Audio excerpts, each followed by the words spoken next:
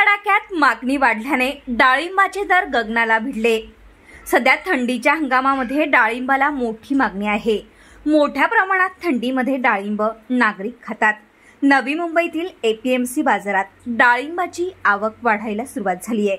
मात्र थंडीमध्ये मागणी वाढल्याने डाळिंबाचे दरही महागलेत। 160 रुपये प्रति किलोने सध्या डाळिंब विकले जात आहेत। मागील वर्षी याचे दर कमी होते। सध्या थंडीच्या हंगामात भाव वाढले असल्याचं व्यापाऱ्यांनी सांगितलं। याआधी 100 रुपये किलो दराने विकले जाणारे डाळिंब आता 160 रुपये किलोने विकले जात आहेत। त्यासोबत मार्गशीर्ष महिनाही सुरू असल्यामुळे देखील डाळिंबांना मोठी मागणी वाढली है। नवी मुंबई वाशी जो ये अनार जैसे है, ये किलो के हिसाब से नहीं आता, ये पूरा पेटी आता है होलसेल रेट।